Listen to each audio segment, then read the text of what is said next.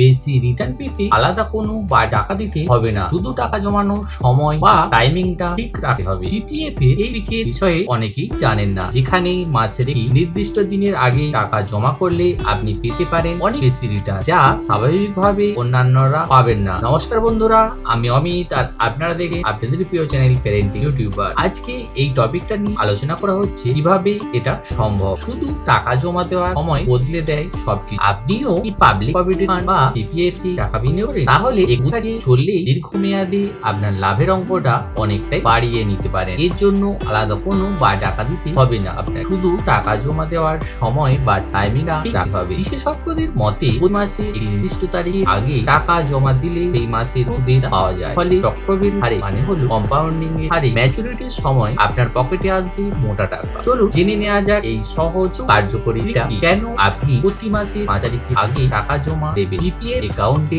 সুদ গণনার একটি নিয়ম রয়েছে। নিয়ম অনুযায়ী প্রতি মাসে 5 তারিখ থেকে মাসের শেষ দিনের মধ্যে আপনার অ্যাকাউন্টে যে সর্বনিম্ন ব্যালেন্স থাকবে তার উপর করে এই মাসের সুদ হিসাব করা হয়। সহজ কথায় যদি বলা হয় তাহলে হলো 5 তারিখে আগে যদি আপনি জমা দেন, তাহলে 1 থেকে 5 তারিখের মধ্যে টাকা জমা দেন, তবে সেই টাকা ওই মাসে গণনায় অন্তর্ভুক্ত হবে, অর্থাৎ আপনি পুরো মাসে পাবেন। এবার বলছি 5 তারিখে পরে জমা দিলেই হবে। আপনি 5 তারিখ এড়িয়ে যাওয়ার পর, যেমন 6 বা 7 তারিখে টাকা জমা দেন, তবে এই মাসে সুদের হিসাব থেকে ওই টাকাটি বাদ পড়ে যাবে। ওই টাকার উপর সুদ মিলবে পরের মাস থেকে। উদাহরণ দিয়ে আপনাকে বুঝিয়ে, আপনি 3 তারিখে টাকা জমা দেন, তবে জুন মাস থেকে সেই সুদ পাওয়া শুরু হবে। কিন্তু যদি জুনের 6 তারিখে জমা দেন, তবে সেই টাকার সুদ হিসেব করা হবে জুলাই মাস থেকে। ফলে এক মাসের সুদ আর সম্পূর্ণ মিস করবেন। চলুন এক নজরে দেখিয়ে দিই লাভ ক্ষতির সহজ অঙ্কটা। ধরে নেওয়া যাক আপনি বছরে সর্বোচ্চ 1.5 লাখ টাকা পিপিএফ অ্যাকাউন্টে বিনিয়োগ করতে চান। বর্তমানে 7.1% সুদের হারে আপনার লাভ বা ক্ষতি কেমন হতে পারে তা হলো, ধরুন আপনি 5 এপ্রিলের আগে জমা দিলেন, তাহলে আপনি পুরো 12 মাসই পাবেন। সেক্ষেত্রে আর্থিক বছরে মানে হলো 26-87 আপনার সুদের পরিমাণ হবে 10,650 টাকা। এবার 5 এপ্রিলের পরে জমা দেন, তাহলে আপনি মাত্র 11 মাসই পাবেন। ফলে